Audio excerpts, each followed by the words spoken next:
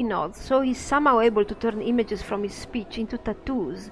And not just ordinary inkings, either. I'm told there is magic about them, and more than just in their making. I don't know much else about it, though. Maybe he knows something about our tattoos. What about the places there to be wary of? Well, friend, since he turned from the lady, many people think it's just a matter of time before her shadow falls on him. No one wants to be about when and if that happens, I'm sure. You don't have any idea how he came to be shunned. Like I said, friend, I'm not too sure. I've only heard vague rumors about him being on the wrong side of the issue when some power decided to butt heads with the lady. You could always try and ask him, friend. I'm told he's friendly enough, not a little odd. Some power? A deity friend? A god? Normally the lady has no problems with the likes of them, as she keeps their lot out of sigil entirely. His name was Oscar. But I don't know much else about the affair. His name was. The man nods gravely. As I understand it, the lady destroyed him. I wouldn't forget that, if you were to ever consider messing about with her or her servants.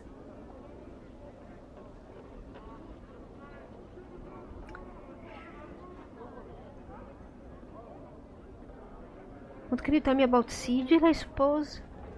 It's the worst sigil has to offer, friend, the hive. Not much else to say about it. What if I was looking for work? In the hive? Unless you're a thief, I doubt you'll find any. Okay, I think I've already read a similar dialogue.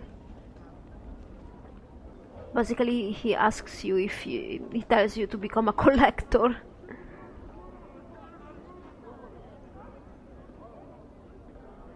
Enjoy myself? Well, friend, it takes a certain sort to find anything of amusement in a place like this. I'd look for entertainment in another world. If I were you, safer. If I were you, safer. What's dangerous? Here, everything, friend, everything. Well, maybe not me.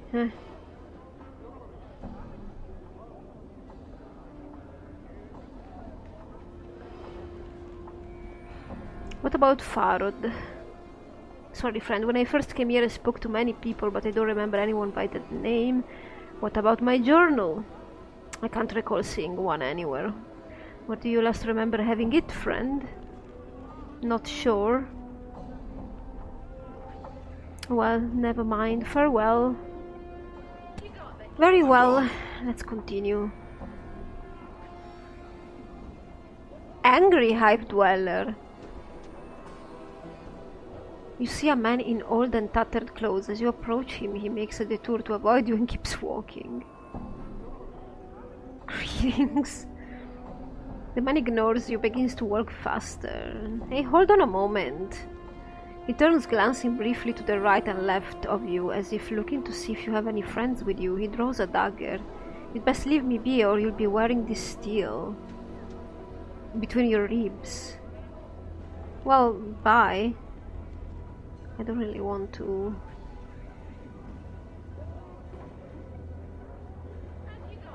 I've been told that this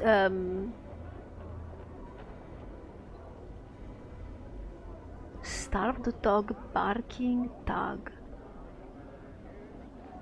That's why they're hauling?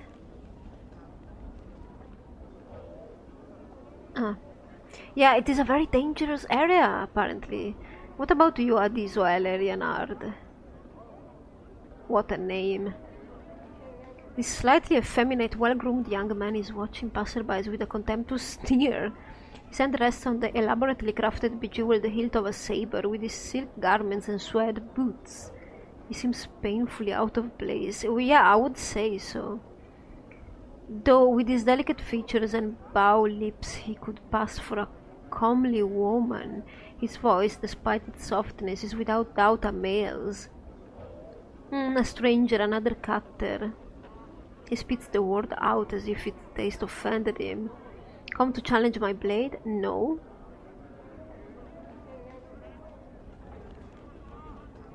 Not really. Away then, I have no time for the likes of you. He waves you off. Well, maybe that's a quest, like duel him and have fun. What about Rake Chaser?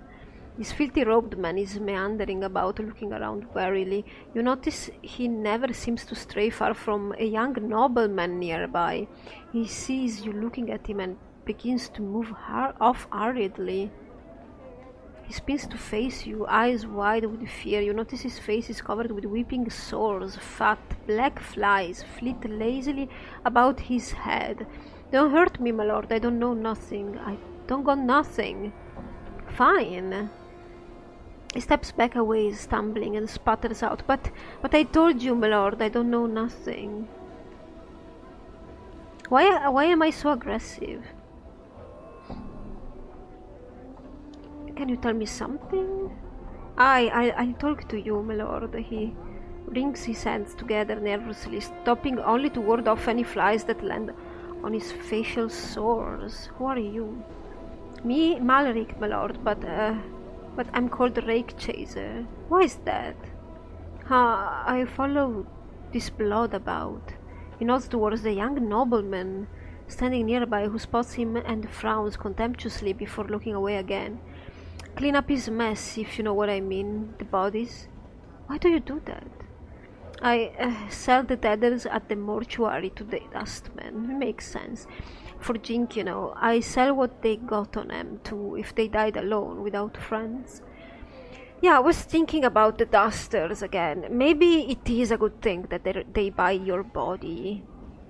Because they have a worker that, yeah, it's quite inefficient, but a completely free worker. So, I mean, maintaining a live person would probably be much more expensive than just, you know, give money to somebody to sign a contract to surrender their body. Still, I don't know where does the money come from. Don't know. Who is the noble? Who him? I don't know, my lord. Wandered in one day, started picking fights, duels he calls them. I don't speak to him, you see. Just drag off the deaders. Maybe you could go ask him. He's a good fighter? He nods. Oh, I'm no great judge, you see, but he seems right deadly, he does. I wouldn't fight him, if that's what you're thinking. How does he fight? With a sword? Magic? With a curved sword, my lord. Sword. Right fancy thing it is. And he's got some right fancy moves to go with it. He's fast, moves like he's dancing. The man leaps into a poor imitation of a fencer's stance, sending off a crowd of annoyed flies. Snick, snack, snicker, snack. And like that, you're dead. Okay. He seems skilled. About this area? The hive, my lord? He scratches through his hood, shrugging. It's what it is. Bleak slums from one end to the other. Couldn't tell you more than that, really. What about Fowd? He shakes his head. Nah, I don't know him, my lord. My journal. Nothing like that, my lord. Nothing, I swear it. He proffers his empty hands for inspection.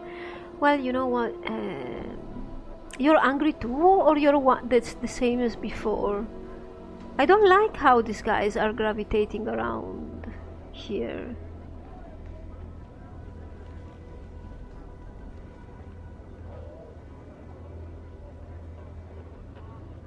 Ash covered the trees. These barrels are probably here to catch rainwater. The only thing that fills them is dust. Ah, yeah, that's why the plants are gone, because there is no water. What is this place? This door is locked.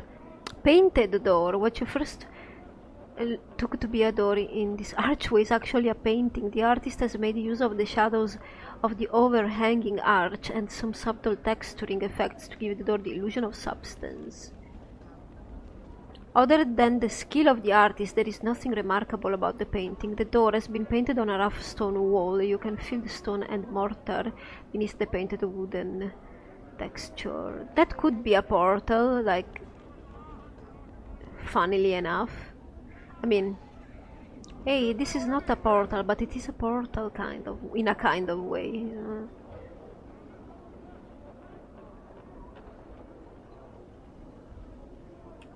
Cool hills. More dead trees.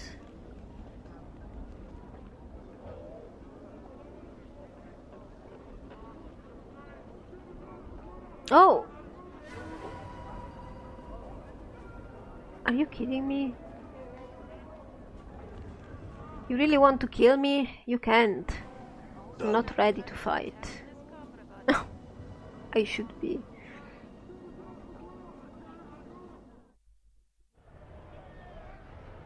Alley of Dangerous Angles.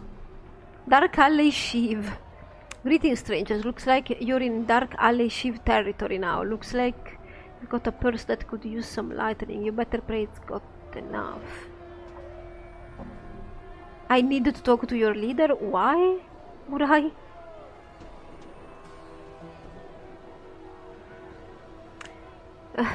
I already paid this time through. He looks off into the shadows, makes a hand motion, and looks back at you. No, you don't. You didn't. You're gonna die. Right. Can we get away from here? I don't even know how this works. How combat works. How can I possibly fight? All right. Oh my god! And now everybody's fighting me. Are you kidding me?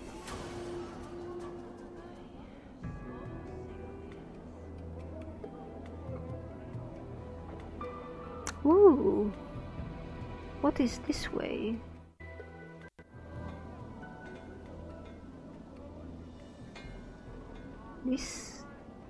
Everything is dead here too. Hey, you! Hey, come on inside and get warm! I'm gone. No, this isn't right. Propiron, Mult. So many named people. Oh no. What, are you kidding me? Why are they attacking us? Why are they attacking us? No, don't follow.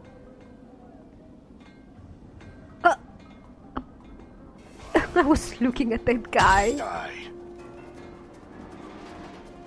So if you manage to scare them off, they actually run?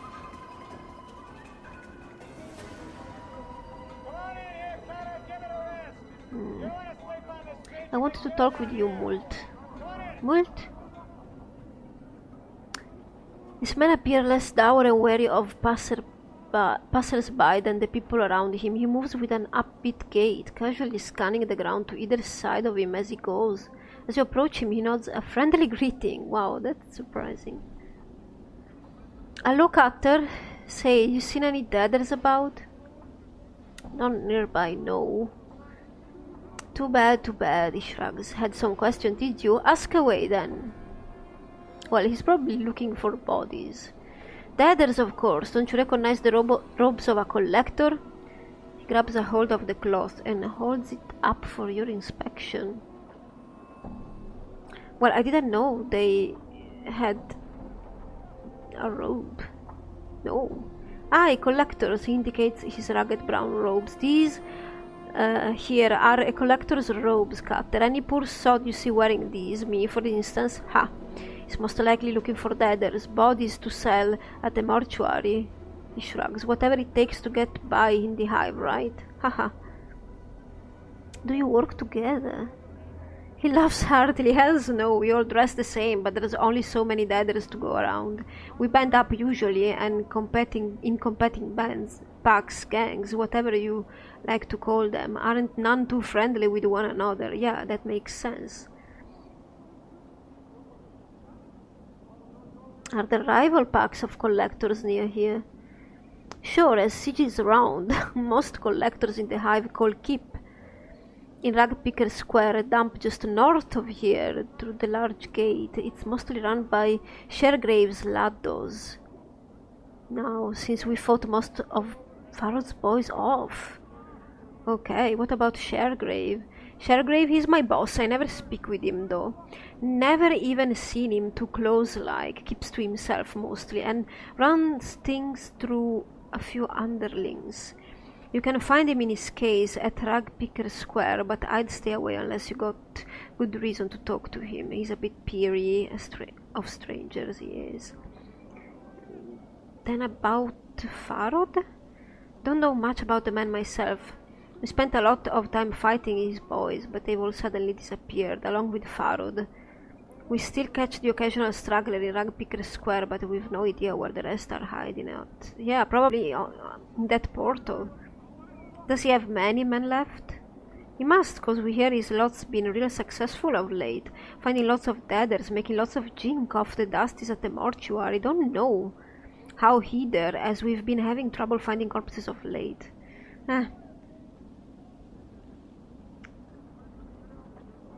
Why does the mortuary pay for corpses? Keeps the street cleaner. Keeps plague from spreading, alright.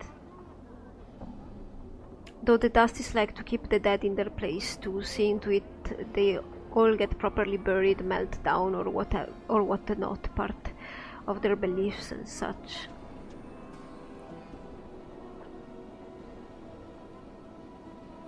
Journal? No, I haven't run across one. Tell you what though, if I do, I hold on to it for you. Wow, thank you. The Hive.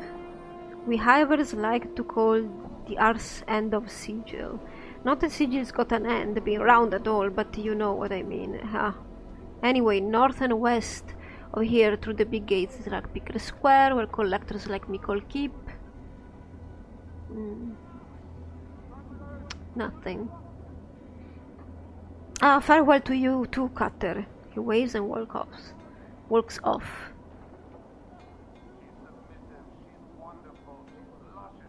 Do not be alert, guys. Calm down.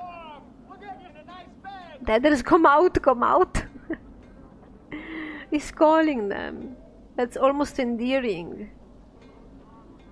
What about you, Porphyron? Every inch of this man's skin is covered in a web of black lines. It's as if some artist chose to accentuate every crease in his flesh with a quill pen. The overall effect is such that even when his face shows no expression, he appears to be frowning. Well, yeah. Readings. This one has a name. This one is... sorry. This one is called Porphyron. The man's voice is like a gong. As he speaks, the lines on his face bend and settle into a series of spherical patterns. This one would know. Why do you address this one? Questions? This one would have you know. This one cannot answer your questions. The lines on his face twist into angles, then split into a mess of scribbles. This one has only recently stepped a foot in this place of walls.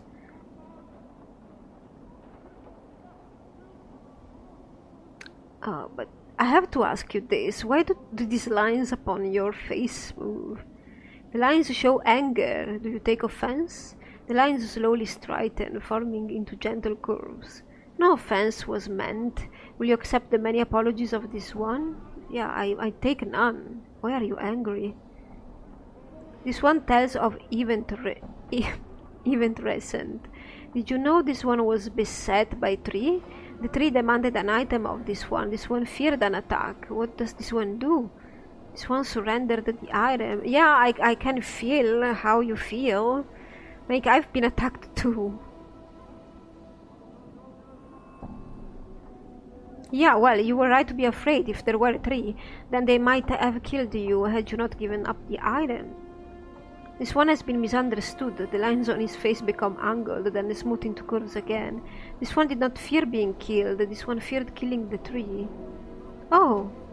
Well, if you could have killed them, why did you let them rob you? This one walks the path of a warrior. Many weapons have worked with this one. The first, the blade, the staff, the hatchet, the scimitar, the smither.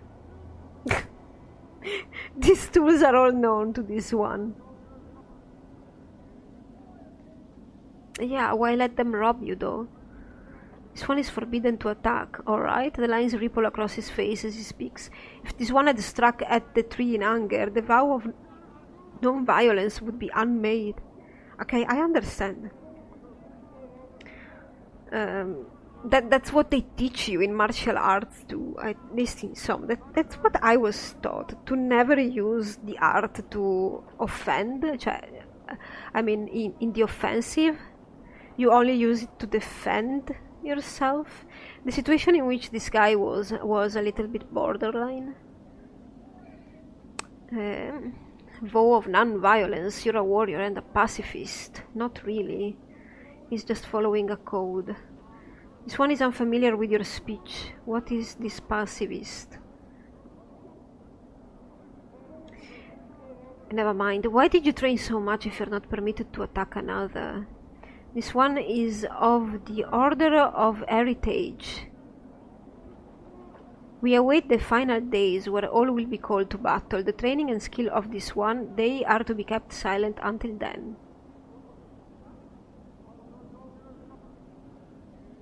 In the meantime, you will let yourself be robbed in the street without defending yourself. This one will clarify. The item is of value. The discipline of the heritage is of greater value. Yeah, I understand him perfectly.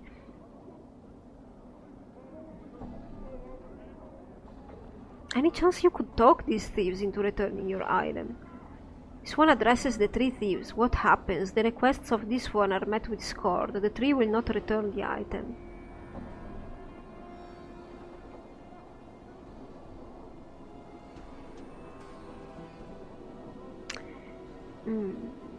Maybe I could get that item back for you.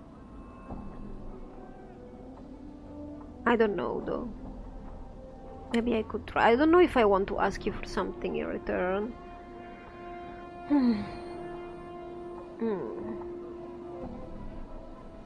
Let me see. This one must ask, would you bring violence to the 3 that have robbed this one? Not really. If I can talk them out of it, I will. Not if I can help it. This one fears. A message absent of violence will not be understood. The lines on the man's face form into a series of ellipses. This one is not opposed to you trying, though. What did you lose? The item is this, a rope of black and red prayer beads worn around the neck. The worth of these beads is not measured in copper. The worth of these beads is measured in fate. Alright then. Let's see if I can find this necklace. Do you know where these 3 tags might be? This one knows where the angry words were traded and the item lost. By the bar that burns inside. The 3 were outside the place, dressed in black and red. 3 robbers dressed in red and black outside a bar that burns on the inside. Maybe there is a fireplace inside. That can't be too hard to find. Updated my journal. Really? Do you really want to? Damn it. Are you kidding me? A bronze bracelet. I thought he had money. Let me see, whatever that is. Thick bronze bracelet, heavy, simple and uninteresting. Sell it to a local merchant for a bit of coin. Fine. Look how many of them.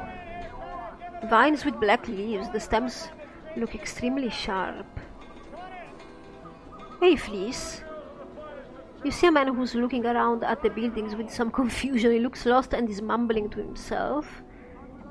The man looks relieved. At last, I beg your indulgence, good sir. I seem to have gotten turned around in this maze of streets. Ah, well, I cannot help you. He chuckles uncomfortably. I'm afraid this area of the city is somewhat... He glances around apprehensively, unknown to me. The residents seem most unwilling to extend aid to a visitor. He looks at you hopefully. Could I prevail upon you to help me, perchance? Well, depends on the kind of help you need. I seek the house of my Aunt Marguerite. She's reported to dwell in a house close to the mortuary, but the street layout seems to have changed since my last visit. Do you know of the house of which I speak? I know where the mortuary is, but I have never heard of such a place.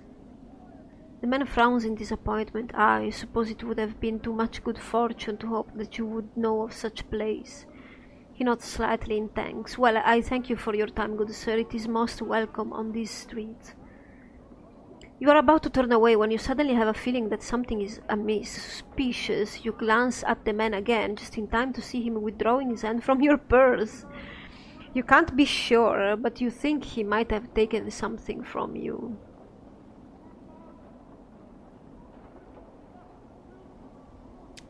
Bait the man into pickpocketing you again and observe his technique? Will that be useful? I'm trying. You engage the man in light conversation and secretly study his movements. This man seems to rely on two things. One, pretending to be a high-class citizen out of his element to lower the target's guard, and two, distracting the mark by having the victim point out directions. I actually got robbed in the same way, like in real life. That's why whenever somebody is asking me something on the street, I just pass by, I ignore them. It's not very nice, but I don't do that anymore. I don't help people on the streets anymore. It's sad but true. When the victim turns to point at the street or landmark, the man skims the mark's purse and tucks items into his conveniently long sleeves. You make a mental note of his technique just as he makes another grab for your purse. Well, actually what happened to me is that they asked me direction, and then I didn't know, so I left, and then they actually grabbed me. By my neck, yeah. It wasn't like this smooth. Unfortunately, I mean, luckily they didn't have a knife or something, because I actually kicked back. They managed to escape, but with only part of my purse. It was a bit ridiculous.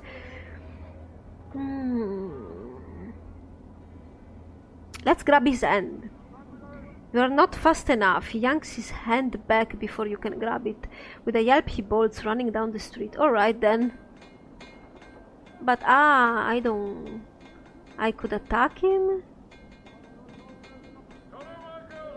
He's still there? Well, are they fleeing from me or what? Clipped me copper. Are they... Is he actually trying to rob that bandit? No, they are actually talking. These ones, I don't suppose they have any more dialogue.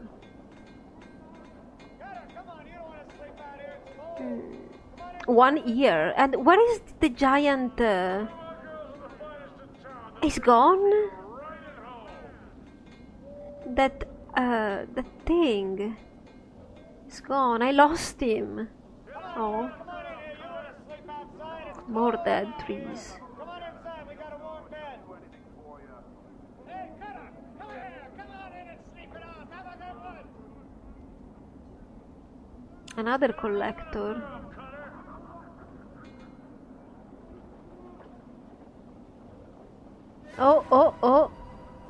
Oh, two is dangerous. I think me and Morte could take one. Maybe. Yeah, but not when he's... I don't know, I don't trust having more than one. Yet. Let's talk with one here. You see a shady-looking fellow standing before you, picking his teeth with what appears to be a tiny metal fork. His chest is covered by patchwork armor adorned with large spikes. And a long knife hangs at his side. You notice he's missing his right ear. Greetings. Updated my journal. He regards you coolly from the shadows as if sizing you up.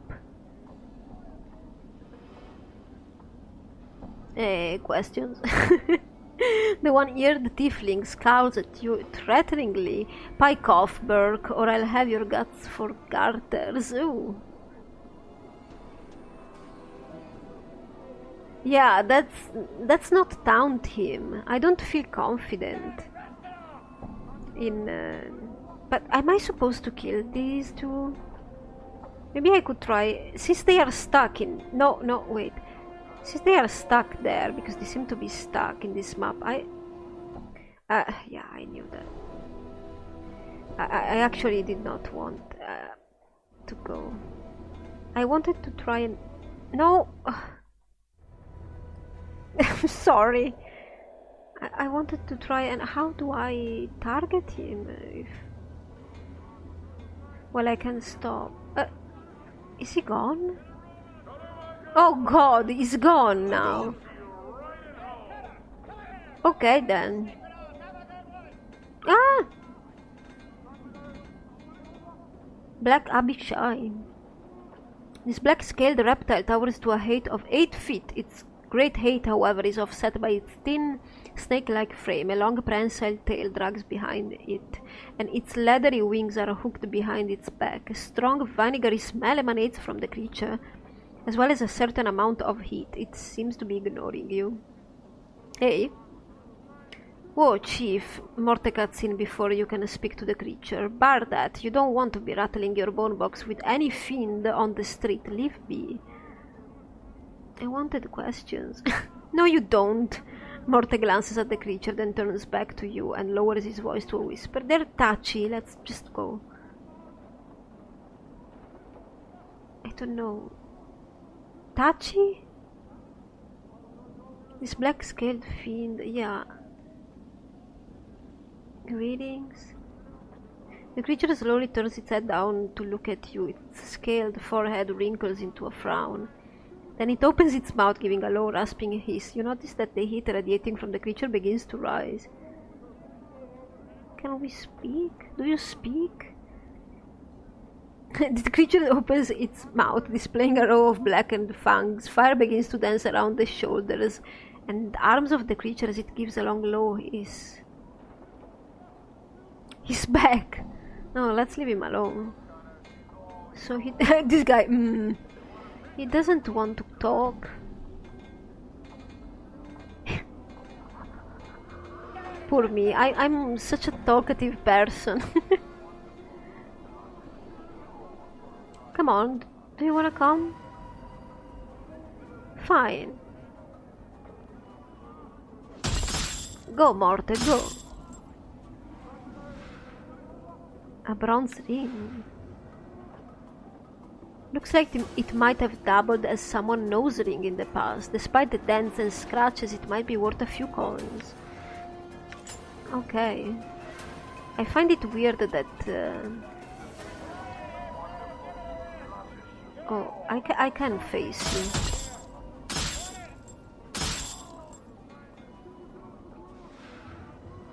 Dirty rat charm. Fantastic. Stealth skill and pickpocket. Did I learn some pickpocket from the guy? Possibly. Usable only by thieves. This cranium rat tail charm is particularly filthy and smells faintly of vomit. Well, thank you. That I really wanted to know. The tail is stiff like a wire and it can be bent into different shapes. It would almost make a great lockpick, except it is too thick. When this rank charm is consumed, the user temporarily becomes much stealthier and shiftier, giving them a greater chance of success with hiding in shadows and picking pockets. People viewing the charmed individual will detect something unsavory about him, however, reducing first impressions accordingly. This unsavoriness will last only as long as the charm is in effect, however. Okay.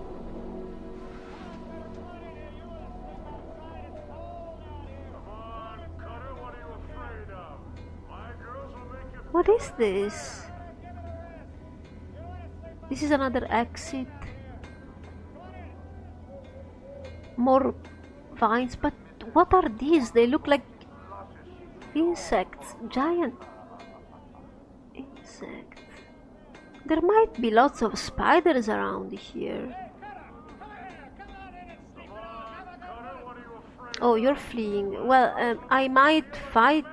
I might fight you. Wait. Because experience.